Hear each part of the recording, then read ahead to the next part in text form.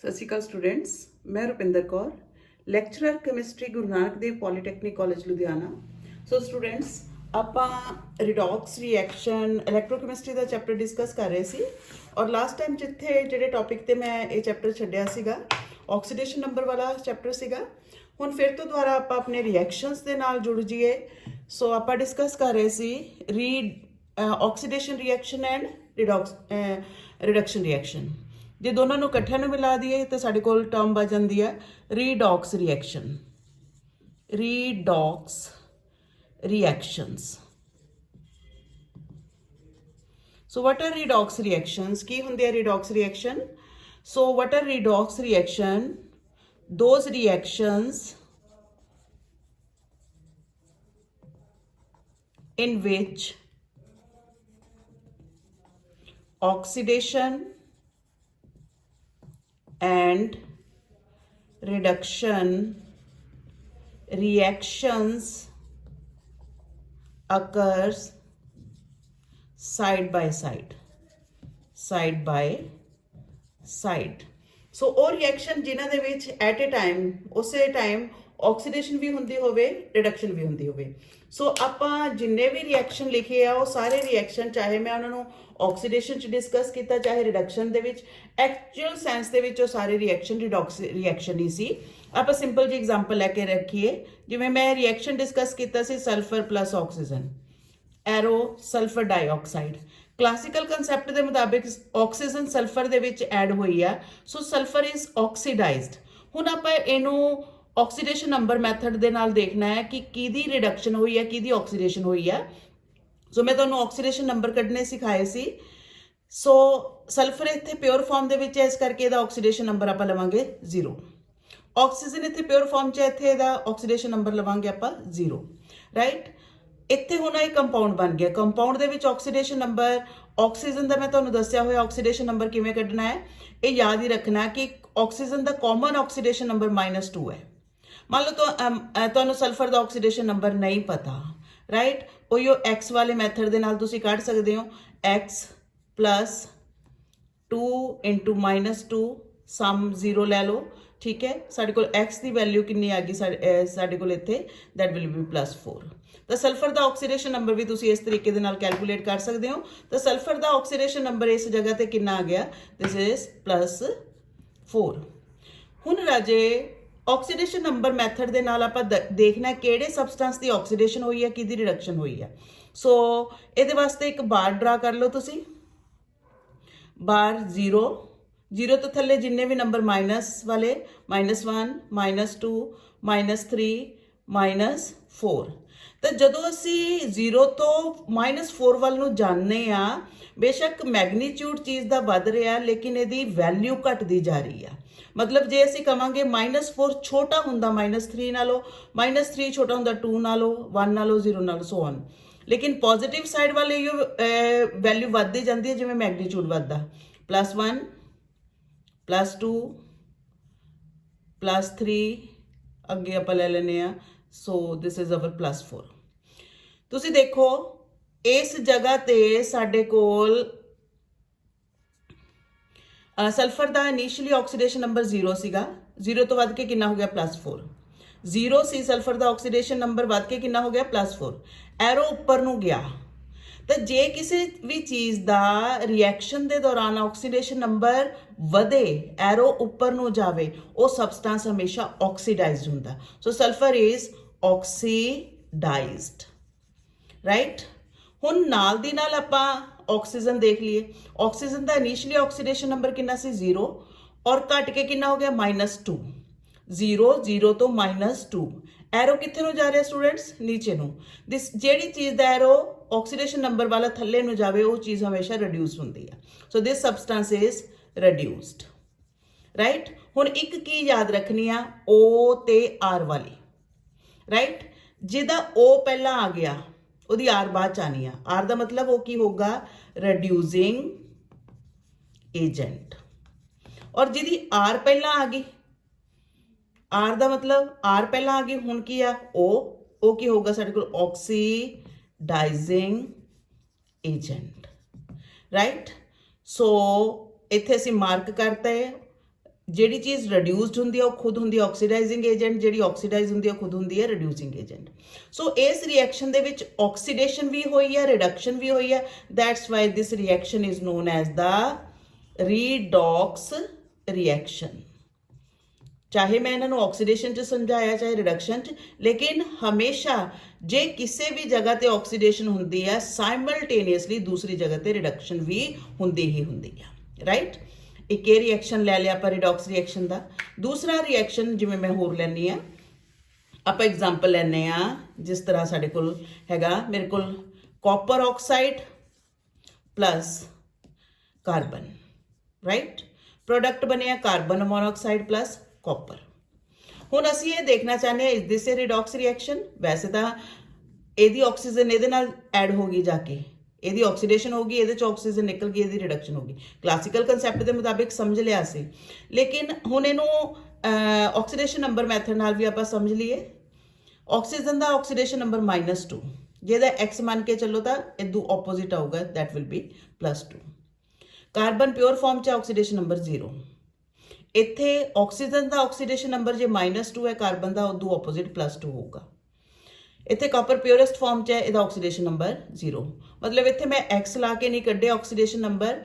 ਸੋ practice ਕਰੋਗੇ ਆਪਣੇ ਆਪ ਤੁਹਾਨੂੰ ਆਕਸੀਡੇਸ਼ਨ ਨੰਬਰ ਇਸੇ ਤਰੀਕੇ ਨਾਲ ਸਿੱਧੇ ਹੀ ਕੱਢਣੇ ਆ ਜਾਣਗੇ, ਰਾਈਟ। ਹੁਣ ਅਜੇ ਆਪਾਂ ਬਾਰ ਡਰਾ ਕਰ ਦਈਏ, 0 +1 +2 +3 -1 -2 -3 -4, ਰਾਈਟ। ਹੁਣ ਕੰਪੇਅਰ ਕਰੀਏ, ਕਾਪਰ ਦਾ ਇਧਰ ਆਕਸੀਡੇਸ਼ਨ ਨੰਬਰ +2, ਇੱਥੇ 0 ਹੋ ਗਿਆ।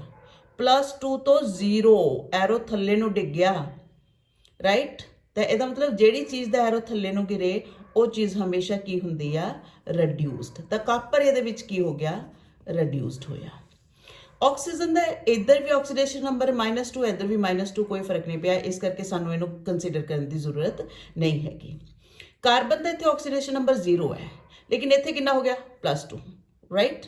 0 ਤੋਂ ਵੱਧ ਕੇ ਐਰੋ ਕਿੱਥੇ ਚਲਾ ਗਿਆ, +2। ਜਿਹੜੀ ਚੀਜ਼ ਦਾ ਐਰੋ ਉੱਪਰ ਨੂੰ ਜਾਵੇ ਉਹ ਚੀਜ਼ ਹਮੇਸ਼ਾ ਕੀ ਹੁੰਦੀ ਆ, ਆਕਸੀਡਾਈਜ਼ਡ। ਮਤਲਬ ਜਿਹਦਾ ਆਕਸੀਡੇਸ਼ਨ ਨੰਬਰ ਵੱਧ ਜਾਵੇ, ਵਧਣ ਦਾ ਮਤਲਬ ਐਰੋ ਦਾ ਉੱਪਰ ਨੂੰ ਜਾਣਾ। ਫਿਰ ਅਗਲੀ ਚੀਜ਼ ਯਾਦ ਰੱਖਣੀ ਆ, ਆਰਓ ਦਾ ਕੰਬੀਨੇਸ਼ਨ। ਜਿਹੜੀ ਚੀਜ਼ ਰਿਡਿਊਸਡ ਹੁੰਦੀ ਆ ਉਹ ਆਪ ਕੀ ਹੋਗੀ, ਆਕਸੀਡਾਈਜ਼ਿੰਗ ਏਜੰਟ। ਔਰ ਜਿਹੜੀ ਚੀਜ਼ ਆਕਸੀਡਾਈਜ਼ ਹੁੰਦੀ ਆ ਉਹ ਆਪ ਕੀ ਹੋਗੀ, that will B reducing agent. Is this clear? So this is oxidized, so this is reduced, right? So ਇਸ reaction ਦੇ ਵਿੱਚ oxidation ਤੇ reduction ਦੋਨੋਂ side by side ਹੋਈਆਂ। That's why this reaction is a redox reaction. So what are the redox reaction? Those reactions in which oxidation and reduction reactions occur side by side. ਇਹਨਾਂ ਦੋਨਾਂ example ਦੇ ਨਾਲ ਮੈਂ ਇਸ topic ਨੂੰ ਸਮਝਾ ਦਿੱਤਾ, ਠੀਕ ਹੈ। ਹੁਣ ਆਪਾਂ ਹੋਰ ਵੀ ਇਸ ਰਿਡੌਕਸ ਰਿਐਕਸ਼ਨ ਬਾਰੇ ਪੜ੍ਹਨਾ, ਕਿਉਂਕਿ ਇਹ ਪੂਰਾ ਦਾ ਪੂਰਾ ਜਿਹੜਾ ਚੈਪਟਰ ਹੈ ਉਹ ਰਿਡੌਕਸ ਰਿਐਕਸ਼ਨ ਤੇ ਹੀ ਬੇਸਡ ਹੈ, ਰਾਈਟ। ਸੋ ਅੱਗੇ ਆਪਾਂ ਕਰਨਾ types of redox reactions. Next is types of redox reactions. Types of redox reactions. Reactions. Students, redox reaction basically ਦੋ ਤਰ੍ਹਾਂ ਦੇ ਹੁੰਦੇ ਆ।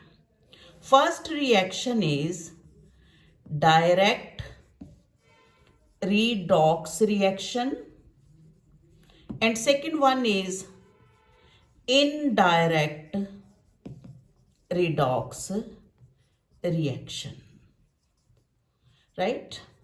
Direct redox reaction ਤੇ indirect redox reaction ਦੋ ਤਰ੍ਹਾਂ ਦੇ redox reaction ਹੁੰਦੇ ਆ, direct ਤੇ indirect, right? ਇਹਨਾਂ ਦੋਨਾਂ ਦਾ differences ਵੀ ਬਹੁਤ ਜ਼ਿਆਦਾ important ਹੈ। ਸੋ ਇੱਕ ਇੱਕ ਕਰਕੇ ਆਪਾਂ ਇਹਨਾਂ ਦੋਨਾਂ ਟਾਈਪ ਦੇ reactions ਨੂੰ example ਲੈ ਕੇ ਡਿਸਕਸ ਕਰਾਂਗੇ, right?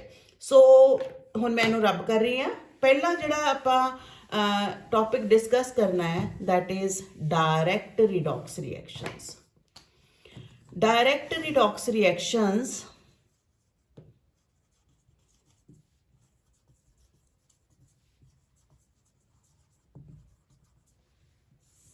डायरेक्ट, जिस तरह डायरेक्ट वर्ड तो ही पता लगता, ठीक है। Direct redox reactions are those reactions in which oxidation and reduction occurs in same vessel. Same vessel. ਉਹ ਰਿਐਕਸ਼ਨ ਜਿਨ੍ਹਾਂ ਦੇ ਵਿੱਚ ਆਕਸੀਡੇਸ਼ਨ ਤੇ ਰਿਡਕਸ਼ਨ ਇੱਕੋ ਹੀ ਵੈਸਲ ਦੇ ਵਿੱਚ ਹੋਣ, ਇੱਕੋ ਹੀ ਭਾਂਡਾ ਮਤਲਬ ਇੱਕੋ ਹੀ ਭਾਂਡੇ ਦੇ ਵਿੱਚ ਹੋਵੇ, that type of reaction is known as direct redox reaction, right? ਸੋ ਮੰਨ ਲਓ ਮੇਰੇ ਕੋਲ ਆ ਬੀਕਰ ਹੈ, ਕੋਈ ਕੰਟੇਨਰ ਹੈ ਜਾਂ ਸੈੱਲ ਹੈ, ਜਿਸ ਤਰ੍ਹਾਂ ਮਰਜ਼ੀ ਕਹਿ ਲਓ ਇਹਨੂੰ, ਰਾਈਟ? ਠੀਕ। ਸੋ ਇਸੇ ਵੈਸਲ ਦੇ ਵਿੱਚ ਕੋਈ ਚੀਜ਼ ਇਲੈਕਟ੍ਰੋਨ ਲੂਜ਼ ਕਰੇ, ਮੰਨ ਲਓ ਆ ਸਾਡੇ ਕੋਲ ਸਿਸਟਮ A ਹੈ, ਕੋਈ ਵੀ ਚੀਜ਼ ਹੈ A ਆ, ਰਾਈਟ? ਇਸ ਚੀਜ਼ ਨੇ A ਆ ਇਲੈਕਟ੍ਰੋਨ ਮਾਈਨਸ ਕਰਤੇ, ਮੈਂ ਹੋਰ ਪੈਨ ਯੂਜ਼ ਕਰ ਲੈਂਦੀ ਹਾਂ। ਇਸ A ਨੇ, ਸੋ ਐਨੀ ਸਬਸਟੈਂਸ ਵਿਚ ਇਜ਼ ਮਾਰਕਡ ਐਜ਼ A, ਇਹ ਚੀਜ਼ ਦੀ ਇਲੈਕਟ੍ਰੋਨ ਦੇਣ ਦੀ ਟੈਂਡੈਂਸੀ ਜ਼ਿਆਦਾ ਹੈ, ਇਲੈਕਟ੍ਰੋਕੈਮੀਕਲ ਸੀਰੀ ਦੇ ਵਿੱਚ ਉੱਪਰ ਪਈ ਹੋਈ ਹੈ, ਬਹੁਤ ਜ਼ਿਆਦਾ ਰਿਐਕਟਿਵ ਹੈ ਐਨੀ ਸਬਸਟੈਂਸ A, ਰਾਈਟ? ਸੋ ਇਹ ਇੱਕ ਇਲੈਕਟ੍ਰੋਨ ਸਪੋਜ਼ ਦੇ ਕੇ ਇਹਦੇ ਤੇ ਚਾਰਜ ਆ ਗਿਆ A ਪੋਜ਼ਿਟਿਵ, ਰਾਈਟ? ਹੁਣ ਇਹਦਾ ਦਿੱਤਾ ਹੋਇਆ ਇਹ ਇਲੈਕਟ੍ਰੋਨ ਕੋਈ ਚੀਜ਼ ਮੰਨ ਲਓ ਇਸ ਵੈਸਲ ਦੇ ਵਿੱਚ ਪਈ ਹੋਈ ਹੈ B, ਇਹਦੇ ਵਿੱਚ ਐ ਤੁਰੀ ਫਿਰਦੀ ਆ, ਠੀਕ ਹੈ, B positive. Ionic species electron ਲੈਣੀ ਹੁੰਦੀ ਹੈ, ਨਿਊਟਰਲ ਸਪੀਸੀਜ਼ ਇਲੈਕਟ੍ਰੋਨ ਨਹੀਂ ਲਊਗੀ। ਕੋਈ ਚੀਜ਼ ਪਈ ਹੋਈ ਹੈ B, ਰਾਈਟ? ਆ ਇਲੈਕਟ੍ਰੋਨ ਇਹਨਾਂ ਕੋਲ ਟਰਾਂਸਫਰ ਹੋ ਗਏ। ਇਸ B ਨੇ ਇਹਦਾ ਦਿੱਤਾ ਹੋਇਆ ਆ ਵਾਲਾ ਇੱਕ ਇਲੈਕਟ੍ਰੋਨ ਲੈ ਕੇ ਕਾਹਦੇ 'ਚ ਚੇਂਜ ਹੋ ਜੂਗੀ? B ਨਿਊਟਰਲ ਦੇ ਵਿੱਚ, ਠੀਕ ਹੈ? ਔਰ ਹੌਲੀ ਹੌਲੀ ਇਹ B ਨਿਊਟਰਲ ਜਿਹੜੇ ਆ ਉਹ ਇਕੱਠੇ ਹੋਣੇ ਸ਼ੁਰੂ ਹੋ ਜਾਓਗੇ ਸਾਡੇ ਕੋਲ। Suppose B neutral, this is B neutral atom, ਹੌਲੀ ਹੌਲੀ ਇਹ B ਨਿਊਟਰਲ ਇੱਕ ਦੂਜੇ ਨਾਲ ਇਕੱਠੇ ਹੋ ਕੇ ਸੋਲਿਡ ਫਾਰਮ ਦੇ ਵਿੱਚ ਚੇਂਜ ਹੋਣੇ ਸ਼ੁਰੂ ਹੋ ਜਾਣਗੇ, ਠੀਕ? ਪਹਿਲਾਂ ਆਇਨਿਕ ਫਾਰਮ ਦੇ ਵਿੱਚ ਸੀ, B ਪੋਜ਼ਿਟਿਵ 1 ਦੀ ਫਾਰਮ ਦੇ ਵਿੱਚ, ਹੌਲੀ ਹੌਲੀ ਕਿਹੜੀ ਫਾਰਮ ਦੇ ਵਿੱਚ ਚੇਂਜ ਹੋਣੇ ਸ਼ੁਰੂ ਹੋ ਗਏ? ਨਿਊਟਰਲ ਐਟਮ ਦੇ ਵਿੱਚ, ਰਾਈਟ? ਸੋ ਸੋਲਿਊਸ਼ਨ ਦੇ ਵਿੱਚ ਕੌਣ ਹੈ? B ਪੋਜ਼ਿਟਿਵ 1 ਆਇਨ, ਔਰ ਸੋਲਿਡ ਫਾਰਮ ਦੇ ਵਿੱਚ ਕਿਹੜੀ ਸੀ ਸਾਡੇ ਕੋਲ? ਇਹ ਚੀਜ਼ ਹੈ, ਰਾਈਟ? ਸੋ ਇਸ A ਚੀਜ਼ ਨੇ ਆਪਣਾ ਇੱਕ ਇਲੈਕਟ੍ਰੋਨ ਲੂਜ਼ ਕਰਕੇ ਕਾਹਦੇ 'ਚ ਚੇਂਜ ਹੋਏ? A ਪੋਜ਼ਿਟਿਵ ਦੇ ਵਿੱਚ, ਔਰ ਆ ਇਲੈਕਟ੍ਰੋਨ ਇਹਦੇ ਵਿੱਚ ਕਿਹੜੇ ਆਇਨ ਹੈ ਸਾਡੇ ਕੋਲ? B positive ion. ਇਹਨਾਂ ਨੇ ਇਹਦਾ ਦਿੱਤਾ ਹੋਇਆ ਆ ਇਲੈਕਟ੍ਰੋਨ ਲੈ ਲਿਆ, ਕਾਹਦੇ 'ਚ ਚੇਂਜ ਹੋ ਗਏ? B ਦੇ ਵਿੱਚ, right? This is solid form. ਇਹ ਜਿਹੜੀ ਆ ਐਕੁਆ ਸੋਲਿਊਸ਼ਨ ਦੀ ਫਾਰਮ ਹੈ। This is aqua solution form, this is solid form. ਮਤਲਬ ਇਹ ਸੋਲਿਡ ਤੋਂ ਆਇਨਿਕ ਫਾਰਮ 'ਚ ਚੇਂਜ ਹੋ ਗਈ, ਇਹ ਆਇਨਿਕ ਫਾਰਮ 'ਚੋਂ ਸੋਲਿਡ ਫਾਰਮ ਦੇ ਵਿੱਚ ਚੇਂਜ ਹੋ ਗਈ। ਤਾਂ ਇਸੇ ਸੋਲਿਊਸ਼ਨ ਦੇ ਵਿੱਚ ਇੱਕ ਚੀਜ਼ ਇਲੈਕਟ੍ਰੋਨ ਲੂਜ਼ ਕਰੀ ਜਾ ਰਹੀ ਹੈ, ਦੂਸਰੀ ਚੀਜ਼ ਇਲੈਕਟ੍ਰੋਨ ਗੇਨ ਕਰੀ ਜਾ ਰਹੀ ਹੈ। ਤਾਂ ਇਹਨਾਂ ਇਲੈਕਟ੍ਰੋਨ ਦਾ ਆਦਾਨ ਪ੍ਰਦਾਨ ਇਸੇ ਵੈਸਲ ਦੇ ਵਿੱਚ ਹੋ ਰਿਹਾ। ਜਿਹੜੀ ਚੀਜ਼ ਇਲੈਕਟ੍ਰੋਨ ਲੂਜ਼ ਕਰ ਰਹੀ ਹੈ, that substance is oxidized. Loss of electron is oxidation process. ਜਿਹੜੀ ਚੀਜ਼ ਇਲੈਕਟ੍ਰੋਨ ਗੇਨ ਕਰ ਰਹੀ ਹੈ, that substance is reduced. ਹੁਣ ਇੱਕੋ ਹੀ ਵੈਸਲ ਦੇ ਵਿੱਚ ਆਕਸੀਡੇਸ਼ਨ ਵੀ ਹੋ ਰਹੀ ਆ, this is oxidation, right? ਔਰ ਇੱਕੋ ਹੀ ਵੈਸਲ ਦੇ ਵਿੱਚ ਗੇਨ ਆਫ ਇਲੈਕਟ੍ਰੋਨ ਵੀ ਹੋ ਰਿਹਾ, that is reduction. ਸੋ ਇਸ ਤਰ੍ਹਾਂ ਦੇ ਪ੍ਰੋਸੈਸ ਨੂੰ ਅਸੀਂ ਕਵਾਂਗੇ, this type of process is known as direct redox reactions. ਸੋ ਜਿਨ੍ਹਾਂ ਰਿਐਕਸ਼ਨਸ ਦੇ ਵਿੱਚ ਆਕਸੀਡੇਸ਼ਨ ਮਤਲਬ ਲਾਸ ਆਫ ਇਲੈਕਟ੍ਰੋਨ ਤੇ ਗੇਨ ਆਫ ਇਲੈਕਟ੍ਰੋਨ ਇੱਕੋ ਹੀ ਵੈਸਲ ਦੇ ਵਿੱਚ ਹੋਵੇ, those type of reactions are known as redox direct, ਕੀ ਕਹਿੰਦੇ ਅਸੀਂ ਇਹਨਾਂ ਨੂੰ? Direct redox reactions, right? ਹੁਣ ਇਸੇ ਚੀਜ਼ ਨੂੰ ਕਾਮਨ ਲਾਈਫ ਦੀ ਐਗਜ਼ਾਮਪਲ ਦੇ ਨਾਲ ਮੈਂ ਐਕਸਪਲੇਨ ਕਰਦੀ ਹਾਂ, ਰਾਈਟ? ਸਾਡੇ ਕੋਲ ਸਟੂਡੈਂਟਸ ਮੰਨ ਲਓ ਕੋਈ ਸੋਲਿਊਸ਼ਨ ਹੈ, that is the solution of copper sulfate. ਇੱਕ ਕੰਟੇਨਰ ਹੈ, one container we do have, right? It is completely filled with the solution of copper sulfate. Copper sulfate the solution ਜਿਹੜਾ ਹੁੰਦਾ ਹੈ ਉਹ normally bluish green color ਦਾ ਹੁੰਦਾ, ਆਪਾਂ ਥੋੜਾ ਜਿਹਾ green ਦਿਖਾ ਦਿੰਦੇ ਆ. This is the solution of copper sulfate. Copper sulfate, right? ਇਹ ਜਿਹੜਾ copper sulfate ਹੈ, this is an electrolyte. ਜਦੋਂ ਅਸੀਂ ਇਹਦਾ solution ਲੈ ਲਿਆ, ਘੋਲ ਲਿੱਤਾ, ਇਸ ਘੋਲ ਦੇ ਵਿੱਚ ਕਾਪਰ ਕਦੀ ਵੀ ਮੋਲੀਕੂਲਰ ਫਾਰਮ ਦੇ ਵਿੱਚ ਨਹੀਂ ਸਾਨੂੰ ਮਿਲੂਗਾ.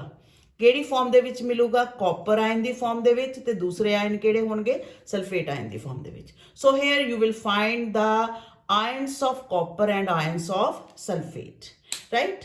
ਇਸ ਸੋਲੂਸ਼ਨ ਦੇ ਵਿੱਚ ਸਾਡੇ ਕੋਲ ਇੱਕ ਰੋਡ ਡਿਪ ਕੀਤੀ ਹੋਈ ਆ. That road is the road of zinc road. This is suppose zinc road ਹੈ ਸਾਡੇ ਕੋਲ. This is zinc road. ਹੁਣ ਜੇ ਰਾਜੇ ਸਾਡੇ ਕੋਲ ਇਲੈਕਟ੍ਰੋਕੈਮੀਕਲ ਸੀਰੀ ਦੇ ਵਿੱਚ ਅਸੀਂ ਜੇ ਨਿਗਾਹ ਮਾਰੀਏ ਤਾਂ ਜਿਹੜਾ ਜ਼ਿੰਕ ਹੈ ਉਹ ਉੱਪਰ ਪ੍ਰੈਜ਼ੈਂਟ ਹੈ ਤੇ ਜਿਹੜਾ ਕਾਪਰ ਹੈ ਥੱਲੇ ਪ੍ਰੈਜ਼ੈਂਟ ਹੈ. This mean to say zinc is more reactive than copper. ਤਾਂ ਜਿਹੜੀ ਚੀਜ਼, ਜਿਹੜੀ ਮੈਟਲ ਦੂਸਰੀ ਮੈਟਲ ਦੇ ਨਾਲੋਂ ਇਲੈਕਟ੍ਰੋਕੈਮੀਕਲ ਸੀਰੀ ਦੇ ਵਿੱਚ ਉੱਪਰ ਪਈ ਹੋਵੇ, ਇਹ ਈਜ਼ੀਲੀ ਉਹਨੂੰ ਉਹਦੇ ਐਕੁਅਸ ਸੋਲੂਸ਼ਨ ਚੋਂ ਡਿਸਪਲੇਸ ਕਰ ਸਕਦੀ ਆ. ਹੁਣ ਇਹਨਾਂ ਦੋਨਾਂ ਮੈਟਲ ਦੇ ਵਿੱਚੋਂ ਜਿਹੜੀ ਰਿਐਕਟਿਵ ਮੈਟਲ ਬਣੂਗੀ ਉਹ ਹਮੇਸ਼ਾ ਇਲੈਕਟ੍ਰੋਨ ਲੂਜ਼ ਕਰਦੀ ਆ, ਰਾਈਟ? ਤਾਂ ਇੱਥੇ ਜ਼ਿੰਕ ਜਿਹੜਾ ਹੈ ਉਹ ਸੋਲੂਸ਼ਨ ਦੇ ਵਿੱਚ ਸੋਲਿਡ ਫਾਰਮ ਦੇ ਵਿੱਚ ਸੀਗਾ, ਪਰ ਕਿਉਂਕਿ ਇਹ ਕਾਪਰ ਨਾਲੋਂ ਜ਼ਿਆਦਾ ਰਿਐਕਟਿਵ ਹੈ, ਅਦਰਵਾਈਜ਼ ਜੇ ਇਕੱਲਾ ਪਿਆ ਹੋਇਆ ਕੁਝ ਨਹੀਂ ਹੋਣਾ ਇਹਨੂੰ. ਲੇਕਿਨ ਜਦੋਂ ਅਸੀਂ ਇਹਨਾਂ ਦੋਨਾਂ ਮੈਟਲ ਨੂੰ ਇੱਕ ਦੂਜੇ ਦੇ ਕੰਟੈਕਟ ਦੇ ਵਿੱਚ ਲੈ ਕੇ ਆਵਾਂਗੇ, ਦੇਰ will be the difference of potential. This metal is more reactive and this metal is least reactive. ਤਾਂ ਇਹਦੇ ਕੰਟੈਕਟ ਦੇ ਵਿੱਚ ਆਉਣ ਤੇ ਇਮੀਡੀਏਟਲੀ ਇਸ ਮੈਟਲ ਨੇ ਇਲੈਕਟ੍ਰੋਨ ਲੂਜ਼ ਕਰਨੇ ਸ਼ੁਰੂ ਕਰ ਦੇਣੇ ਆ. ਤਾਂ ਜ਼ਿੰਕ 2 ਇਲੈਕਟ੍ਰੋਨ ਲੂਜ਼ ਕਰਕੇ ਜ਼ਿੰਕ ਪੋਜ਼ਿਟਿਵ 2 ਆਇਨ ਬਣਾਊਗਾ. ਰਾਜੇ ਹਰ ਇੱਕ ਮੈਟਲ ਦੀ ਆਪਣੀ ਆਪਣੀ ਕੈਪੈਸਿਟੀ ਹੁੰਦੀ ਹੈ ਕਿ ਕਿਨੇ 1 ਇਲੈਕਟ੍ਰੋਨ ਲੂਜ਼ ਕਰਨਾ, ਕਿਨੇ 2. ਸੋ ਇਹ ਡਿਪੈਂਡ ਕਰਦਾ ਕਿ ਉਹਨਾਂ ਦੇ ਆਊਟਰਮੋਸਟ ਸ਼ੈਲ ਦੇ ਵਿੱਚ ਕਿੰਨੇ ਇਲੈਕਟ੍ਰੋਨ ਹੈਗੇ ਆ. ਤਾਂ ਜ਼ਿੰਕ ਨੇ 2 ਇਲੈਕਟ੍ਰੋਨ ਲੂਜ਼ ਕਰਤੇ. ਸੋ ਇਸ ਰੋਡ ਦੇ ਉੱਤੇ ਹੋਇਆ ਕਿ ਸਾਡੇ ਕੋਲ ਜ਼ਿੰਕ ਜਿਹੜਾ ਕਿ ਸੋਲਿਡ ਫਾਰਮ ਦੇ ਵਿੱਚ ਪ੍ਰੈਜ਼ੈਂਟ ਸੀ, ਲੇਕਿਨ 2 ਇਲੈਕਟ੍ਰੋਨ ਲੂਜ਼ ਕਰਕੇ ਇੱਥੇ ਮਾਈਨਸ ਦਾ ਸਾਈਨ ਪਾਇਆ, ਇਹਦਾ ਮਤਲਬ 2 ਇਲੈਕਟ੍ਰੋਨ ਮਾਈਨਸ ਹੋਇਆ. ਜ਼ਿੰਕ ਕਿਹੜੀ ਫਾਰਮ ਦੇ ਵਿੱਚ ਚੇਂਜ ਹੋ ਗਿਆ? ਜ਼ਿੰਕ ਪੋਜ਼ਿਟਿਵ 2 ਆਇਨ ਦੀ ਫਾਰਮ ਦੇ ਵਿੱਚ, ਰਾਈਟ? ਸੋ ਇਹ 2 ਇਲੈਕਟ੍ਰੋਨ ਲੈ ਕੇ ਹੁਣ ਇਹਦੇ ਵਿੱਚ ਸਾਡੇ ਕੋਲ ਸੋਲੂਸ਼ਨ ਦੇ ਵਿੱਚ ਕਿਹੜੇ ਆਇਨ ਹੈਗੇ ਆ? ਕਿਹੜੇ ਆਇਨ ਹੈ ਜਿਹੜੇ ਕਿ ਤੁਰੇ ਫਿਰਦੇ ਹੈਗੇ ਆ? ਕਾਪਰ, ਮੈਂ ਕਿਹਾ ਸੀ ਕਾਪਰ ਜਿਹੜਾ ਹੈ ਉਹ ਮੋਲੀਕਿਊਲ ਦੀ ਫਾਰਮ ਦੇ ਵਿੱਚ ਨਹੀਂ ਹੈਗਾ, ਆਇਨਿਕ ਫਾਰਮ ਦੇ ਵਿੱਚ ਹੈ. ਇਹਦੇ 'ਚ ਸਾਡੇ ਕੋਲ ਕਿਹੜੇ ਆਇਨ ਹੈ? Copper positive 2 ion, right? ਆਹ ਜਿਹੜੇ 2 ਇਲੈਕਟ੍ਰੋਨ ਹੈ ਭੱਜੇ ਭੱਜੇ ਇਹਨਾਂ ਨੇ ਕਿਹਦੇ ਕੋਲ ਆਣਾ? ਕਾਪਰ ਕੋਲ ਆਣਾ. ਕਾਪਰ ਨੇ ਇਹਦੇ ਕੋਲੋਂ 2 ਇਲੈਕਟ੍ਰੋਨ ਲੈ ਕੇ ਜਿਹੜਾ ਕਿ ਐਕੁਅਸ ਫਾਰਮ ਸੋਲੂਸ਼ਨ ਦੇ ਵਿੱਚ ਹੈ, ਇਹਨੇ ਕਾਹਦੇ 'ਚ ਚੇਂਜ ਹੋ ਜਾਣਾ? ਕਾਪਰ ਸੋਲਿਡ ਦੇ ਵਿੱਚ, ਰਾਈਟ? ਸੋ ਇਹਨੂੰ ਇਹਦੇ 'ਚ 2 ਇਲੈਕਟ੍ਰੋਨ ਆਪਾਂ ਪਲੱਸ ਕਰ ਦੇਣੇ ਆ, ਠੀਕ? ਕਾਪਰ ਕਾਹਦੇ 'ਚ ਚੇਂਜ ਹੋ ਗਿਆ? ਸੋਲਿਡ. ਔਰ ਹੌਲੀ ਹੌਲੀ ਕਾਪਰ ਸੋਲਿਡ ਇਹਦੇ ਬਾਟਮ ਦੇ ਉੱਤੇ ਇਕੱਠਾ ਹੋਣਾ ਸ਼ੁਰੂ ਹੋ ਜਾਂਦਾ, ਰਾਈਟ? ਵੈਸੇ ਕਾਪਰ ਇੱਥੇ ਜੇ ਤੁਸੀਂ ਸੋਹਣੀ ਤਰ੍ਹਾਂ ਦਿਖਾਣਾ ਚਾਹੋ, ਕਾਪਰ ਸੋਲਿਡ ਦਾ ਜਿਹੜਾ ਰੰਗ ਹੁੰਦਾ ਹੈ that is red. Copper solid, right? ਤਾਂ ਕਾਪਰ ਦੇ ਜਿਹੜੇ ਪ੍ਰੈਸਿਪਿਟੇਟਸ ਹੈ ਇੱਥੇ ਦੇ ਬਾਟਮ ਤੇ ਬੈਠਣੇ ਸ਼ੁਰੂ ਹੋ ਜਾਣੇ ਆ, ਰਾਈਟ? ਸੋ ਇਸ ਰਿਐਕਸ਼ਨ ਦੇ ਵਿੱਚ ਰਾਜੇ ਸਾਡੇ ਕੋਲ ਜ਼ਿੰਕ ਨੇ 2 ਇਲੈਕਟ੍ਰੋਨ ਲੂਜ਼ ਕੀਤੇ. ਇਹ 2 ਇਲੈਕਟ੍ਰੋਨ ਕਾਪਰ ਆਇਨਸ ਜਿਹੜੇ ਆ ਉਹਨਾਂ ਨੇ ਕੀ ਕਰ ਲਏ? ਗੇਨ ਕਰ ਲਏ. ਸੋ ਇਹ ਇਲੈਕਟ੍ਰੋਨ ਕਾਪਰ ਆਇਨਸ ਜਦੋਂ ਆਇਨਿਕ ਫਾਰਮ 'ਚ ਹੈ ਕਾਪਰ ਹਰੇ ਰੰਗ ਦਾ ਹੁੰਦਾ, ਇਹਨੇ 2 ਇਲੈਕਟ੍ਰੋਨ ਜਿਹੜੇ ਕਿ ਕਿਹਨੇ ਭੇਜੇ ਸੀਗੇ ਸਾਡੇ ਕੋਲ? ਜ਼ਿੰਕ ਨੇ. ਤਾਂ ਕਿ ਮੈਂ ਅਲੱਗ ਆਹ ਵਾਲੇ ਜਿਹੜੇ ਇਲੈਕਟ੍ਰੋਨਸ ਹੈ ਜਿਹੜੇ ਕਿ ਕਿਹਨੇ ਭੇਜੇ ਸਾਡੇ ਕੋਲ? ਜ਼ਿੰਕ ਨੇ ਆਹ 2 ਇਲੈਕਟ੍ਰੋਨ. ਇਹਨਾਂ 2 ਇਲੈਕਟ੍ਰੋਨ ਲੈਣ ਤੋਂ ਬਾਅਦ ਕਾਪਰ ਦੇ ਸਾਡੇ ਕੋਲ ਰੈੱਡ ਕਲਰ ਦੇ ਜਿਹੜੇ ਪ੍ਰੈਸਿਪਿਟੇਟਸ ਹੈ ਉਹ ਬਣ ਜਾਣਗੇ. ਕਾਪਰ ਜਿਹੜਾ ਕਿ ਐਕੁਅਸ ਫਾਰਮ ਦੇ ਵਿੱਚ ਸੀਗਾ ਸਾਡੇ ਕੋਲ, ਮੁੜ ਕੇ ਕਿਹੜੀ ਫਾਰਮ ਦੇ ਵਿੱਚ ਚੇਂਜ ਹੋ ਜਾਂਦਾ ਹੈ? It get change to copper in the solid form, right? 2 electron ਲੈ ਕੇ ਕਾਪਰ ਸੋਲਿਡ ਫਾਰਮ ਦੇ ਵਿੱਚ ਚੇਂਜ ਹੋ ਗਿਆ, ਠੀਕ ਹੈ? ਸੋ ਇਹਦੇ ਪੀਪੀਟੀਸ ਬਣ ਕੇ ਸਾਡੇ ਕੋਲ ਐਟ ਦਾ ਬਾਟਮ, ਔਰ ਜ਼ਿੰਕ ਜਿਹੜਾ ਹੌਲੀ ਹੌਲੀ ਘੁਲਣਾ ਸ਼ੁਰੂ ਹੋ ਗਿਆ. ਔਰ ਥੋੜੇ ਟਾਈਮ ਬਾਅਦ ਇਸ ਪ੍ਰੋਸੈਸ ਦੇ ਵਿੱਚ ਹੁਣ ਰਾਜੇ ਸਾਡੇ ਕੋਲ ਹੋਇਆ ਕੀ ਹੈ? ਕਿ ਕਿਹੜੀ ਚੀਜ਼ ਨੇ ਇਲੈਕਟ੍ਰੋਨ ਗੇਨ ਕੀਤੇ ਆ, ਕਿਹਨੇ ਲੌਸ ਕੀਤੇ ਆ। ਇਸ ਰਿਐਕਸ਼ਨ ਦੇ ਵਿੱਚ ਜ਼ਿੰਕ ਇਲੈਕਟ੍ਰੋਨ ਲੂਜ਼ ਕਰ ਰਿਹਾ। So this substance is oxidized. Copper electron gain ਕਰ ਰਿਹਾ, ਸੋ ਦਿਸ ਸਬਸਟੈਂਸ ਇਜ਼ ਰਿਡਿਊਸਡ। ਔਰ ਇਸ ਰਿਐਕਸ਼ਨ ਨੂੰ ਜੇ ਓਵਰਆਲ ਰਿਐਕਸ਼ਨ ਲਿਖਣਾ ਹੋਵੇ ਅਸੀਂ ਇੱਦਾਂ ਲਿਖਾਂਗੇ, zinc plus copper ion, arrow, zinc ion plus copper solid, right? ਇੱਥੇ ਐਕੁਅਸ ਵਗੈਰਾ ਤੁਸੀਂ ਲਿਖ ਦੋ, ਇੱਥੇ ਐਕੁਅਸ ਲਿਖ ਦੋ, ਰਾਈਟ। ਇਸ ਤਰੀਕੇ ਨਾਲ ਅਸੀਂ ਓਵਰਆਲ ਰਿਐਕਸ਼ਨ ਜਿਹੜਾ ਉਹ ਲਿਖ ਸਕਦੇ ਹਾਂ। ਦੋਨਾਂ ਰਿਐਕਸ਼ਨ ਨੂੰ ਪਲੱਸ ਕਰ ਦੋ, ਆ ਜਿਹੜੇ ਇਲੈਕਟ੍ਰੋਨ ਕੱਟੇ ਜਾਣੇ ਆ, ਜੇ ਪਲੱਸ ਕਰਦੇ ਆ ਤਾਂ ਸਾਡੇ ਕੋਲ ਓਵਰਆਲ ਰਿਐਕਸ਼ਨ ਕੀ ਬਣ ਜਾਂਦਾ ਹੈ? This is oxidation reaction, this is reduction reaction, this is oxidation, this is reduction। ਜੇ ਦੋਨਾਂ ਰਿਐਕਸ਼ਨ ਨੂੰ ਪਲੱਸ ਕਰਦੇ, ਕੱਟਣ ਵਾਲੀ ਚੀਜ਼ ਕੱਟਦੀ, that is zinc solid plus copper aqueous, arrow ਸਾਡੇ ਕੋਲ zinc aqueous plus copper solid, and this overall reaction is marked as redox reaction। right students, so this reaction overall is redox reaction। ਹੁਣ ਇਸ reaction ਦੇ ਦੌਰਾਨ ਇਹ ਸਾਡੇ ਕੋਲ ਕਿਉਂਕਿ ਆਕਸੀਡੇਸ਼ਨ ਤੇ ਰਿਡਕਸ਼ਨ ਇੱਕੋ ਹੀ ਵੈਸਲ ਦੇ ਵਿੱਚ ਹੋਈ ਹੈ, that's why this is known as the redox reaction, right. ਹੁਣ ਇਸ ਰਿਐਕਸ਼ਨ ਦੇ ਦੌਰਾਨ ਹੋ ਕੀ ਰਿਹਾ ਹੈ ਉਹ ਵੀ ਮੈਂ ਤੁਹਾਨੂੰ ਥੋੜਾ ਦੱਸ ਦਿੰਨੀ ਆ, ਕੀ ਚੇਂਜਸ ਇਹਦੇ ਦੌਰਾਨ ਹੋਈਆਂ। ਫਸਟ ਤੁਸੀਂ ਦੇਖੋਗੇ ਕਿ ਜ਼ਿੰਕ ਜਿਹੜਾ ਲਗਾਤਾਰ ਸੋਲੂਸ਼ਨ ਦੇ ਵਿੱਚ ਘੁਲੀ ਜਾਂਦਾ, ਜਿਹਦੇ ਕਰਕੇ ਜ਼ਿੰਕ ਦੀ ਛੜ ਦਾ ਜਿਹੜਾ ਭਾਰ ਹੈ ਉਹ ਘਟੀ ਜਾਂਦਾ, ਇਹ ਆਕਾਰ ਦੇ ਵਿੱਚ ਕੀ ਹੁੰਦੀ ਜਾਂਦੀ ਹੈ, ਘੁਲੀ ਜਾਂਦੀ ਹੈ। ਔਰ ਅਲਟੀਮੇਟਲੀ ਜਦੋਂ ਰਿਐਕਸ਼ਨ ਖਤਮ ਹੋ ਜਾਂਦਾ, ਸਾਰੇ ਦਾ ਸਾਰਾ ਜ਼ਿੰਕ ਜਿਹੜਾ ਹੈ ਉਹ ਸੋਲੂਸ਼ਨ 'ਚ ਡਿਜ਼ੋਲਵ ਹੋ ਜਾਂਦਾ, ਰਾਈਟ। ਹੁਣ ਕਾਪਰ ਸਲਫੇਟ ਨੇ ਇਸ ਸੋਲੂਸ਼ਨ ਨੂੰ ਰੰਗ ਕਿਹੜਾ ਦਿੱਤਾ? ਹਰਾ। ਕਾਪਰ ਸਲਫੇਟ ਨੇ ਕਿਹੜਾ ਰੰਗ ਦਿੱਤਾ ਇਸ ਸੋਲੂਸ਼ਨ ਨੂੰ? That is green colour. ਤਾਂ ਜਦੋਂ ਸਾਰਾ ਦਾ ਸਾਰਾ ਕਾਪਰ ਸਲਫੇਟ ਕੀ ਹੋ ਜਾਊਗਾ, ਕਾਪਰ ਦੇ ਵਿੱਚ ਚੇਂਜ ਹੋ ਜਾਊਗਾ, ਤਾਂ ਇਸ ਸੋਲੂਸ਼ਨ ਦਾ ਜਿਹੜਾ ਕਲਰ ਹੈ ਉਹ ਗ੍ਰੀਨ ਤੋਂ ਕਿਹੜਾ ਚੇਂਜ ਹੋਈ ਜਾਣਾ? Transparent, light green, light green, light green. Ultimately ਆ ਸੋਲੂਸ਼ਨ ਕਾਹਦੇ 'ਚ ਚੇਂਜ ਹੋ ਜਾਊਗਾ? That will be colourless, right. ਫਿਰ ਇਹਦੇ 'ਚ ਕਾਪਰ ਸਲਫੇਟ ਨਹੀਂ ਰਹਿਣਾ, ਸੋਲੂਸ਼ਨ ਕਲਰਲੈਸ ਹੋ ਜਾਣਾ। ਅਲਟੀਮੇਟਲੀ ਜਿਹੜੀ ਜ਼ਿੰਕ ਦੀ ਰੋਡ ਹੈ ਉਹ ਖਤਮ ਹੋ ਜਾਣੀ ਹੈ ਸਾਡੇ ਕੋਲ, ਠੀਕ। ਔਰ ਸਾਰੇ ਦਾ ਸਾਰਾ ਜਿਹੜਾ ਕਾਪਰ ਹੈ ਉਹ ਕਾਪਰ ਦੀ ਫਾਰਮ ਦੇ ਵਿੱਚ ਸਾਡੇ ਕੋਲ ਇਹਦੇ ਬਾਟਮ ਤੇ ਜਿਹੜਾ ਹੈ ਉਹ ਦਿਖਾਈ ਦੇਊਗਾ। ਔਰ ਸੋਲੂਸ਼ਨ ਦਾ ਕਲਰ ਕੀ ਹੋ ਜਾਣਾ ਸਾਡੇ ਕੋਲ? ਹੁਣ ਮੇਰੇ ਕੋਲ ਕਲਰਲੈਸ ਦਾ ਪੈਨ ਹੈ ਨਹੀਂਗਾ, ਮਾੜਾ ਜਿਹਾ ਬਲੈਕ ਨਾਲ ਦਿਖਾ ਦਿੰਨੇ ਆ। So solution will be colourless. ਔਰ ਇੱਥੇ ਸਾਡੇ ਕੋਲ ਕੀ ਦਿਖਾਣਗੇ? Red PPTs, precipitates of copper metal, right. ਇੱਕ ਤਾਂ ਇਹ ਚੇਂਜ ਹੋ ਗਈ ਇਹਦੇ 'ਚ, ਠੀਕ ਹੈ, ਕਿ ਜ਼ਿੰਕ ਦਾ ਭਾਰ ਘਟਣਾ ਸ਼ੁਰੂ ਹੋ ਜਾਊਗਾ, ਕਾਪਰ ਦੇ ਪ੍ਰੈਸਿਪਿਟੇਟ ਬਾਟਮ ਤੇ ਬੈਠਣੇ ਸ਼ੁਰੂ ਹੋ ਜਾਣਗੇ, ਸੋਲੂਸ਼ਨ ਜਿਹੜਾ ਉਹ ਕਲਰਲੈਸ ਹੋਣਾ ਸ਼ੁਰੂ ਹੋ ਜਾਊਗਾ, ਉਹਦਾ ਬਲੂ ਕਲਰ ਲਗਾਤਾਰ ਜਿਹੜਾ ਹੈ ਉਹ ਫੇਡ ਹੋਣਾ ਸ਼ੁਰੂ ਹੋ ਜਾਊਗਾ। ਜਦੋਂ ਸਾਰਾ ਦਾ ਸਾਰਾ ਜ਼ਿੰਕ ਇਹਦੇ ਵਿੱਚ ਘੁਲ ਜਾਣਾ, ਰਿਐਕਸ਼ਨ ਜਿਹੜਾ ਹੋਣਾ ਬੰਦ ਹੋ ਜਾਣਾ। ਔਰ ਇਸ ਦੇ ਦੌਰਾਨ ਸਾਡੇ ਕੋਲ ਜਿਹੜਾ ਹੈ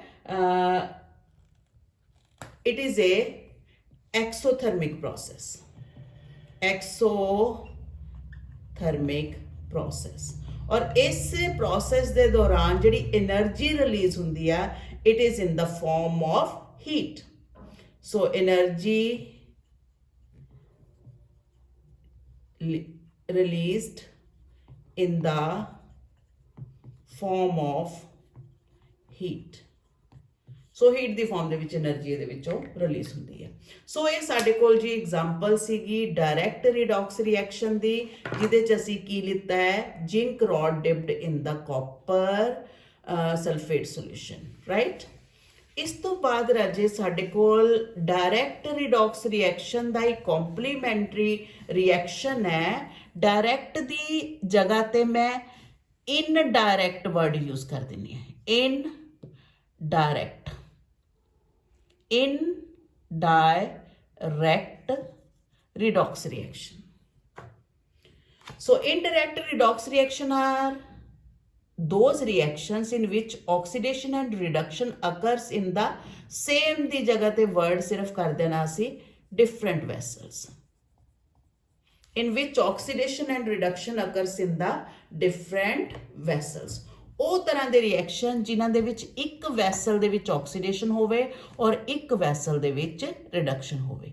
ਜਿੱਥੇ ਡਾਇਰੈਕਟ ਰਿਡੌਕਸ ਰਿਐਕਸ਼ਨ ਦੇ ਵਿੱਚ ਅਸੀਂ ਇੱਕ ਮਤਲਬ ਇੱਕੋ ਹੀ ਵੈਸਲ ਲਿੱਤਾ ਸੀਗਾ, ਇਹਦੇ 'ਚ ਆਪਾਂ ਦੋ ਵੈਸਲ ਲਵਾਂਗੇ। ਸੋ ਇਹਦੀ ਡਾਇਗਰਾਮ ਮੈਂ ਹੁਣ ਡਰਾ ਕਰਨ ਲੱਗੀ ਹਾਂ, please look at this. So indirect redox reactions, so students ਇਸ ਕੇਸ ਦੇ ਵਿੱਚ ਸਾਡੇ ਕੋਲ ਦੋ ਵੈਸਲ ਲਵਾਂਗੇ ਆਪਾਂ ਲਾਈਕ ਦਿਸ।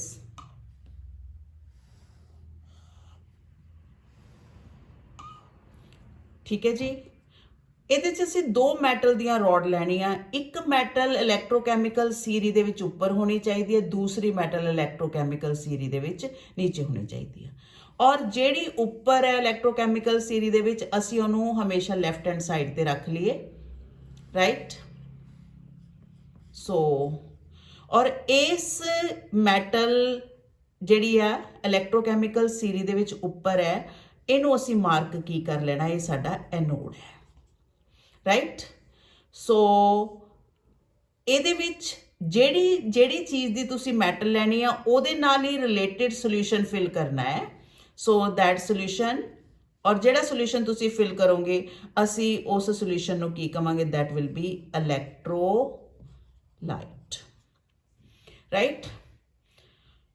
ਦੂਸਰਾ ਵੈਸਲ ਲੈਣਾ, ਉਹਦੇ 'ਚ ਵੀ ਇੱਕ ਰੋਡ ਡਿਪ ਕਰਨੀ ਹੈ ਔਰ ਉਹ ਉਸ ਮੈਟਲ ਦੀ ਰੋਡ ਹੋਣੀ ਚਾਹੀਦੀ ਹੈ ਜਿਹੜੀ ਮੈਟਲ ਇਲੈਕਟ੍ਰੋਕੈਮੀਕਲ ਸੀਰੀ ਦੇ ਵਿੱਚ ਸਾਡੀ ਇਸ ਰਿਸਪੈਕਟਿਵ ਮੈਟਲ ਦੇ ਨਾਲੋਂ ਪਿੱਛੇ ਪਈ ਹੋਈ ਹੈ, ਰਾਈਟ। ਸੋ ਅਸੀਂ ਦੂਸਰੀ ਮੈਟਲ ਲੈਣੀ ਆ, ਇਹ ਇਲੈਕਟ੍ਰੋਕੈਮੀਕਲ ਸੀਰੀ 'ਚ ਥੱਲੇ ਪਈ ਹੋਈ ਆ, ਥੱਲੇ ਪਈ ਹੋਈ ਮੈਟਲ ਨੂੰ ਅਸੀਂ ਹਮੇਸ਼ਾ ਕੀ ਕਹਿਣਾ, ਕੈਥੋਡ ਹੈ। ਬਾਅਦ 'ਚ ਮੈਂ ਐਨੋਡ ਕੈਥੋਡ ਦੀਆਂ ਉਹ ਵੀ ਦੱਸੂਗੀ, ਡੈਫੀਨੇਸ਼ਨਾਂ ਵੀ। ਔਰ ਇਹਦੇ ਵਿੱਚ ਇਹਦੇ ਨਾਲ ਹੀ ਰਿਲੇਟਡ ਇਲੈਕਟ੍ਰੋਲਾਈਟ ਫਿਲ ਕਰਨਾ ਅਸੀਂ। ਹੁਣ ਜੇ ਸਾਡੇ ਕੋਲ ਇਸੇ ਮੈਟਲ ਦੇ ਨਾਲ ਰਿਲੇਟਡ ਇਲੈਕਟ੍ਰੋਲਾਈਟ ਫਿਲ ਕਰਨਾ ਜਿਹੜੀ ਮੈਟਲ ਦਾ ਤੁਹਾਡਾ ਕੈਥੋਡ ਹੈ, ਬਾਅਦ ਦੇ ਵਿੱਚ ਐਗਜ਼ਾਮਪਲ ਨੂੰ ਮੈਂ ਸਪੈਸੀਫਾਈ ਕਰੂੰਗੀ ਚੰਗੀ ਤਰ੍ਹਾਂ। ਸਪੋਜ਼ ਇਹ ਹੈ ਸਾਡੀ ਮੈਟਲ A ਔਰ ਇਹ ਹੈ ਸਾਡੀ ਮੈਟਲ B, ਇਹਦਾ ਕੈਥੋਡ ਹੈ, ਇਹਦਾ ਐਨੋਡ ਹੈ। ਹੁਣ ਰਾਜੇ ਆਹ ਸੈੱਲ ਅਲੱਗ ਪਿਆ, ਸੈੱਲ ਅਲੱਗ ਪਿਆ, ਕੋਈ ਫਾਇਦਾ ਨਹੀਂ ਹੋਇਆ। ਤਾਂ ਜ਼ਰੂਰਤ ਹੈ ਕਿ ਅਸੀਂ ਇਸ ਸੈੱਲ ਨੂੰ ਆਪਸ ਦੇ ਵਿੱਚ ਇੱਕ ਦੂਜੇ ਨਾਲ ਅਟੈਚ ਕਰੀਏ। ਹਾਊ ਯੂ ਕੈਨ ਅਟੈਚ, ਇਹਦੇ ਵਾਸਤੇ ਸਾਨੂੰ ਇੱਕ ਕਨੈਕਟਿੰਗ ਵਾਇਰ ਲੈਣੀ ਪਊਗੀ, ਰਾਈਟ। ਉਸ ਕਨੈਕਟਿੰਗ ਵਾਇਰ ਦੇ ਵਿੱਚ ਇੱਕ ਤਾਂ ਅਸੀਂ ਸਵਿਚ ਲਾਵਾਂਗੇ, ਕੀ ਲਗਾਵਾਂਗੇ, ਰਾਈਟ। ਹੁਣ ਅਸੀਂ ਇਸ ਸੈੱਲ ਦਾ ਜਿਹੜਾ ਹੈ ਉਹਦਾ ਪੋਟੈਂਸ਼ੀਅਲ ਡਿਫਰੈਂਸ ਯੂਜ਼ ਕਰਨਾ ਹੈ, ਇਸ ਕਰਕੇ ਅਸੀਂ ਇਹਦੇ ਵਿੱਚ ਇੰਸਟਾਲ ਕਰਾਂਗੇ ਇੱਕ ਵੋਲਟਾਮੀਟਰ, that is key. Here you will voltmeter और इस वायर ਨੂੰ ਆਪਾਂ ਜੋੜ ਦੇਣਾ ਜੀ ਇਸ ਦੇ ਨਾਲ, ਰਾਈਟ। ਠੀਕ ਹੈ। ਸੋ ਦਿਸ ਵਨ, ਇਹ ਸਾਡੇ ਕੋਲ ਸਰਕਟ ਪੂਰਾ ਹੋ ਗਿਆ। ਪਰ ਜਿੱਥੇ ਤੁਸੀਂ ਇਲੈਕਟ੍ਰੋਡ ਇੱਕ ਦੂਜੇ ਨਾਲ ਜੋੜਿਆ, ਐਨੋਡ ਕੈਥੋਡ ਕੀ ਹੈ ਸਾਡੇ ਕੋਲ, they are the electrodes. Metal rod ਜਿਹੜੀਆਂ ਅਸੀਂ ਯੂਜ਼ ਕਰਦੇ ਉਹਨਾਂ ਨੂੰ ਅਸੀਂ ਕੀ ਕਹਿੰਦੇ ਆ, ਦੇ ਆਰ ਇਲੈਕਟ੍ਰੋਡਸ। ਜਿਹੜਾ ਸੋਲੂਸ਼ਨ ਅਸੀਂ ਪਾਇਆ ਉਹਨਾਂ ਨੂੰ ਅਸੀਂ ਕੀ ਕਹਿੰਦੇ ਆ, ਇਲੈਕਟ੍ਰੋਲਾਈਟਸ। ਸੋ ਇਹ ਐਨੋਡ ਕੈਥੋਡ ਕੀ ਹੋ ਗਏ ਸਾਡੇ ਕੋਲ, ਦੇ ਆਰ ਇਲੈਕਟ੍ਰੋਡਸ। ਜਿਹੜੇ ਸੋਲੂਸ਼ਨ ਹੈ, ਚਾਹੇ ਇੱਧਰ ਕੋਈ ਵੀ ਸੋਲੂਸ਼ਨ ਹੈ, ਇਹਨਾਂ ਨੂੰ ਅਸੀਂ ਕੀ ਕਹਾਂਗੇ, ਇਲੈਕਟ੍ਰੋਲਾਈਟਸ। ਬੇਟਾ ਇਲੈਕਟ੍ਰੋਡ ਤਾਂ ਆਪਸ ਦੇ ਵਿੱਚ ਇੱਕ ਦੂਜੇ ਨਾਲ ਜੁੜ ਗਏ, ਲੇਕਿਨ ਇਲੈਕਟ੍ਰੋਲਾਈਟ ਵੀ ਇੱਕ ਦੂਜੇ ਨਾਲ ਜੁੜਨੇ ਚਾਹੀਦੇ ਆ, ਤਦ ਸਾਡੇ ਕੋਲ ਜਿਹੜਾ ਸੈੱਲ ਦਾ ਸਰਕਟ ਹੈ ਉਹ ਕੰਪਲੀਟ ਹੋਊਗਾ। ਅਸੀਂ ਇਹਨਾਂ ਇਲੈਕਟ੍ਰੋਲਾਈਟ ਨੂੰ ਜੋੜਨ ਵਾਸਤੇ ਜਿਹੜੇ ਇੰਸਟਰੂਮੈਂਟ ਨੂੰ ਯੂਜ਼ ਕਰਦੇ ਆ, ਦੈਟ ਇੰਸਟਰੂਮੈਂਟ ਇੱਕ ਯੂ ਸ਼ੇਪ ਦੀ ਟਿਊਬ ਹੁੰਦੀ ਹੈ ਜਿਹਦੇ 'ਚ ਕੋਈ ਵੀ ਇਨਰਟ ਇਲੈਕਟ੍ਰੋਲਾਈਟ ਫਿਲ ਕੀਤਾ ਜਾਂਦਾ। ਇਨਰਟ ਇਲੈਕਟ੍ਰੋਲਾਈਟ ਉਹ ਹੁੰਦਾ ਜਿਹਦੇ ਆਇਨ ਇਹਦੇ 'ਚ ਵੀ ਨਾ ਹੋਣ, ਇਹਦੇ 'ਚ ਵੀ ਨਾ ਹੋਣ, ਠੀਕ। ਇਹ ਯੂ ਸ਼ੇਪ ਦੀ ਟਿਊਬ ਨੂੰ ਅਸੀਂ ਕਹਿੰਦੇ ਆ, ਦਿਸ is known as salt bridge. This is known as salt bridge, right? So ਹੁਣ ਇਸ ਚੀਜ਼ ਦੇ ਵਿੱਚ A ਮੈਟਲ ਜ਼ਿਆਦਾ ਰਿਐਕਟਿਵ ਹੈ in comparison to B metal, right. So ਇਹਦੇ ਓਵਰਆਲ ਰਿਐਕਸ਼ਨਸ ਨੂੰ ਆਪਾਂ ਦੇਖੀਏ। A ਜਿਹੜੀ ਆ ਇਹਨੇ ਇਲੈਕਟ੍ਰੋਨ ਲੂਜ਼ ਕੀਤੇ, A इलैक्ट्रॉन लूज करते इस रॉड ਨੂੰ देते ने अपने इलैक्ट्रॉन राइट इलैक्ट्रॉन लूज ਕੀਤੇ ਕਾਦੇ ਚ ਚੇਂਜ ਹੋ ਗਈ A ਪੋਜ਼ਿਟਿਵ ਆਇਨ ਦੇ ਵਿੱਚ A ਪੋਜ਼ਿਟਿਵ ਆਇਨ ਰਾਈਟ ਇਹ ਜਿਹੜੇ ਇਲੈਕਟ੍ਰੋਨ ਹੈ ਇਹ ਹੁਣ ਕਿਉਂਕਿ ਇਹ ਤਾਰਾਂ ਲੱਗੀਆਂ ਹੋਈਆਂ ਇਲੈਕਟ੍ਰੋਨ ਇੱਧਰ ਤੋਂ ਇੱਧਰ ਨੂੰ ਫਲੋ ਹੋਣੇ ਸ਼ੁਰੂ ਹੋ ਜਾਣਗੇ ਰਾਈਟ ਔਰ ਜਦੋਂ ਇਹ ਇਲੈਕਟ੍ਰੋਨ ਫਲੋ ਹੋਏ ਕਿਹਦੇ ਕੋਲ ਭੱਜ ਕੇ ਚਲੇ ਗਏ ਕੈਥੋਡ ਕੋਲ ਔਰ ਕੈਥੋਡ ਦੇ ਕੋਲ ਜਿਹੜੇ B ਆ ਉਹ ਆਇਨਿਕ ਫਾਰਮ ਦੇ ਵਿੱਚ ਹੈ ਠੀਕ ਹੈ ਇਹਨਾਂ ਨੇ ਇਸ ਤੋਂ ਜਿਹੜੇ ਸੋਲੂਸ਼ਨ ਦੇ ਵਿੱਚ B ਆਇਨ ਹੈ ਉਹਨਾਂ ਨੇ ਇਹਦੇ ਤੋਂ ਇਹ ਇਲੈਕਟ੍ਰੋਨ ਲੈਣੇ ਆ ਲੈ ਕੇ ਕਾਦੇ ਚ ਚੇਂਜ ਹੋ ਜਾਣਾ B ਸੋਲਿਡ ਦੇ ਵਿੱਚ ਔਰ ਉਹ B ਸੋਲਿਡ ਇਹਦੇ ਉੱਤੇ ਡਿਪੋਜ਼ਿਟ ਹੋਣਾ ਸ਼ੁਰੂ ਹੋ ਜਾਊਗਾ ਮੈਟਲ ਦੇ ਉੱਤੇ ਰਾਈਟ ਸੋ ਇਸ ਸਾਈਡ ਤੇ ਇਲੈਕਟ੍ਰੋਨ ਘੁਲ ਕੇ ਸੋਲੂਸ਼ਨ ਚ ਆ ਰਿਹਾ ਰੋਡ ਤੋਂ ਔਰ ਇਸ ਸਾਈਡ ਤੇ ਜਿਹੜੇ ਐਟਮ ਸੌਰੀ ਇਸ ਸਾਈਡ ਤੇ ਐਟਮ ਘੁਲ ਕੇ ਸੋਲੂਸ਼ਨ ਚ ਜਾ ਰਿਹਾ ਇਹਦੇ ਚੋਂ ਐਟਮ ਸੋਲੂਸ਼ਨ ਚੋਂ ਕਿਹਦੇ ਤੇ ਜਾ ਰਿਹਾ ਰੋਡ ਤੇ ਜਾ ਰਹੇ ਆ ਤਾਂ ਅਲਟੀਮੇਟਲੀ ਇਸ ਰੋਡ ਦਾ ਜਿਹੜਾ weight ਹੈ ਉਹ ਘਟਣਾ ਸ਼ੁਰੂ ਹੋ ਜਾਊਗਾ ਔਰ ਇਸ ਰੋਡ ਦਾ weight ਜਿਹੜਾ ਹੈ ਉਹ ਵਧਣਾ ਸ਼ੁਰੂ ਹੋ ਜਾਊਗਾ ਰਾਈਟ ਲੇਕਿਨ ਇਸ ਹੋਲ ਪ੍ਰੋਸੈਸ ਦੇ ਦੌਰਾਨ ਸਾਡੇ ਕੋਲ ਇੱਕ ਚੀਜ਼ ਹੋ ਰਹੀ ਹੈ ਇੱਕ ਚਮਤਕਾਰ ਹੋ ਰਿਹਾ ਕਿ ਇਸ ਤਾਰ ਦੇ ਵਿੱਚੋਂ ਦੀ ਇਲੈਕਟ੍ਰੋਨ ਫਲੋ ਹੋ ਰਿਹਾ ਚਾਰਜ ਫਲੋ ਹੋ ਰਿਹਾ and this flow of charge is known as electric current ਹੁਣ ਇਲੈਕਟ੍ਰੋਨ ਜੇ ਇਧਰੋਂ ਇਧਰ ਨੂੰ ਫਲੋ ਹੋ ਰਿਹਾ ਉਹਦੇ ਆਪੋਜ਼ਿਟ ਜਿਹੜਾ ਪੋਜ਼ਿਟਿਵ ਚਾਰਜ ਹੈ ਉਹ ਜਿਹੜਾ ਕੈਥੋਡ ਤੋਂ ਐਨੋਡ ਵੱਲ ਨੂੰ ਫਲੋ ਹੋ ਰਿਹਾ that is known as positive current और ਜਿਹੜੇ ਇਲੈਕਟ੍ਰੋਨ ਫਲੋ ਰਹੇ ਆ ਇਹਨੂੰ ਅਸੀਂ ਕਹਿੰਦੇ ਆ ਨੈਗੇਟਿਵ ਕਰੰਟ ਕਿਹੜਾ ਕਰੰਟ ਕਹਿੰਦੇ ਆ ਜੀ ਨੈਗੇਟਿਵ ਕਰੰਟ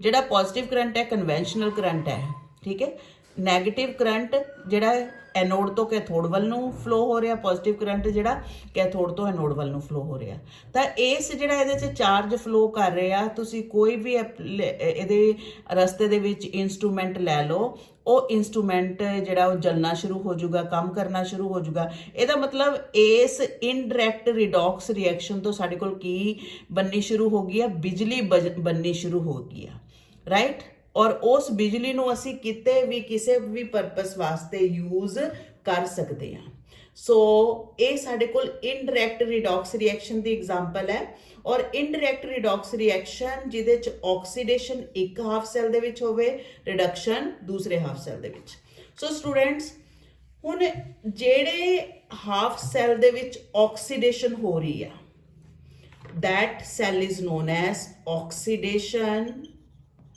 हाफ सेल ठीक ऑक्सीडेशन मतलब लॉस ऑफ इलेक्ट्रॉन हो रहा जिहदे विच और जिहदे विच गेन ऑफ इलेक्ट्रॉन हो रहा ओनू असी कहने आ that is reduction half cell so इत्थे असी ये चीज़ नोट कीती आ कि साडे कोल ऑक्सीडेशन ते रिडक्शन दोनों इक्को वैसल दे विच नहीं हो रही that's why this process this reaction is known as indirect redox reaction right so scientists ने इस indirect redox reaction ਦਾ फायदा लिता फायदा लैके उन्होंने एक चीज बनाई and this material is known as electrochemical cell की कहते हैं ਅਸੀਂ ਇਹਨੂੰ ਇਲੈਕਟ੍ਰੋਕੈਮੀਕਲ ਸੈੱਲ ਸੋ ਜਿਹਦੇ ਚ ਆਕਸੀਡੇਸ਼ਨ ਤੇ reduction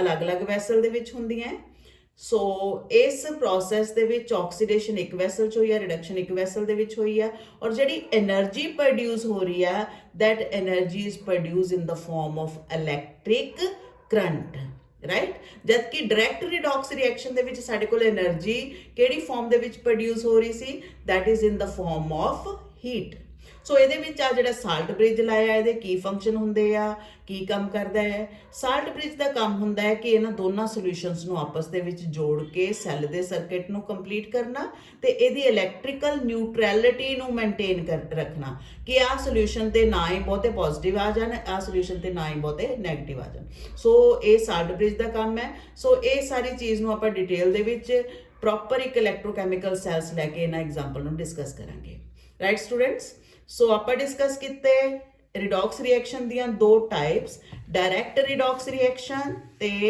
indirect ਰਿਡੌਕਸ reaction. So students ਹੁਣ ਆਪਾਂ ਜਿਹੜੀ ਅਗਲੀ ਚੀਜ਼ ਸਮਝਣੀ ਆ that is the differences between direct redox reactions,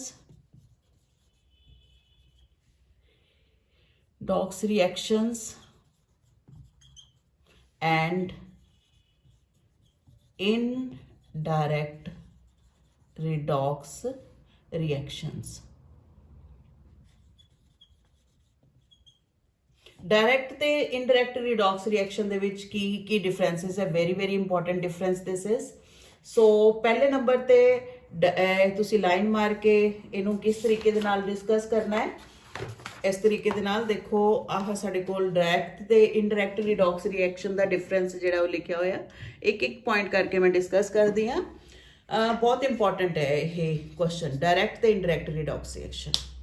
direct redox reaction oxidation and reduction take place in the same vessel, ਅਸੀਂ ਦੱਸ ਚੁੱਕੇ ਹਾਂ, ਠੀਕ ਹੈ। ਆਕਸੀਡੇਸ਼ਨ ਤੇ ਰਿਡਕਸ਼ਨ ਇੱਕੋ ਹੀ ਵੈਸਲ ਦੇ ਵਿੱਚ ਹੁੰਦੀ ਹੈ। ਇਨਡਾਇਰੈਕਟ ਰਿਡੌਕਸ ਰਿਐਕਸ਼ਨ ਜਿਹਦੇ ਚ ਆਕਸੀਡੇਸ਼ਨ ਇੱਕ ਵੈਸਲ ਚ ਹੁੰਦੀ ਹੈ, ਦੂਸਰੇ ਵੈਸਲ ਚ ਕੀ ਹੁੰਦੀ ਹੈ, ਰਿਡਕਸ਼ਨ। ਅੱਗੇ transfer of electron take place directly in the solution. Direct redox reaction दे विच कोई तारा नहीं बनिया सीगियां, सिर्फ एक चीज़ इलैक्ट्रॉन छड्ड रही सी, दूसरी चीज़ सोल्यूशन दे विच इलैक्ट्रॉन लै रही सीगी, तो सोल्यूशन के थ्रू इलैक्ट्रॉन का ट्रांसफर हो रहा सी। लेकिन इनडायरैक्ट रिडॉक्स रिएक्शन के केस दे विच transfer of electron takes place through the connecting wires. The reaction is accompanied by release of heat energy। Direct redox reaction दे विच हीट एनर्जी पैदा होंदी सी, but in case of indirect redox reactions the reaction is accompanied by the release of electrical energy। So direct redox reaction almost complete हो जाता है, indirect redox reaction completion ते नहीं जाता, लगातार सानू जिहड़ी आ ओह एनर्जी जिहड़ी आ प्रोवाइड करता रहता। हुण राजे एक मैं होर एग्जाम्पल लै ला इत्थे, इन्हां रिडॉक्स रिएक्शन ते बेसिस आपां दो सैल करने आ, right. One is electrochemical cell, chemical cell। Electrochemical cell, this is the example of indirect redox reaction, right। की हुंदा है electrochemical cell? The cell or battery in which chemical energy is converted into electrical energy। So that type of cell is known as the electrochemical cell, right। दूसरा हुंदा electrolytic cell। electrolytic cell, electrolytic cell की है राजे साडे कोल, what is this electrolytic cell? The cell, a electrolytic cell जिहड़ा है, this is the example of direct redox reaction। एक चीज electron दिंदी है, दूसरी लैंदी है। So the cell in which chemical energy, in which electrical energy is converted into chemical energy, right। So that is electrolytic cell. दोनों तरह के सैल आप काफ़ी ज़्यादा डिटेल दे विच डिस्कस करने स्टूडेंट, बहुत ज़्यादा इंपॉर्टेंट टॉपिक है। सो पहले नंबर पर आप इलैक्ट्रोलाइटिक सैल डिस्कस करांगे, बाद दे विच जिहड़ी चीज़ डिस्कस करनी आप इलैक्ट्रोकैमिकल सैल डिस्कस करांगे, ठीक है। इलैक्ट्रोलाइटिक सैल दे विच आप एक प्रोसैस डिस्कस करना, that process is known as the process of electrolysis, right. So electrolysis ਦਾ ਜਿਹੜਾ ਪ੍ਰੋਸੈਸ ਆ ਉਹ ਕਿਹੜੇ ਸੈੱਲ ਦੇ ਵਿੱਚ ਅਕਰ ਹੁੰਦਾ, दैट इज इन इलैक्ट्रोकैमिकल सैल। ਸੋ ਆਪਾਂ ਇਹ ਸਾਰੀਆਂ ਚੀਜ਼ਾਂ ਆਪਣੇ ਅਗਲੇ ਲੈਕਚਰ ਦੇ ਵਿੱਚ ਡਿਸਕਸ ਕਰਾਂਗੇ। ਸੋ ਡਿਟੇਲ ਦੇ ਵਿੱਚ electrolytic cell and electrochemical cell. Thank you student, thank you very much. So I am going to wrap this. So next topic ਆਪਾਂ ਜਿਹੜਾ ਡਿਸਕਸ ਕਰਨਾ, that is electrolysis and electrolytic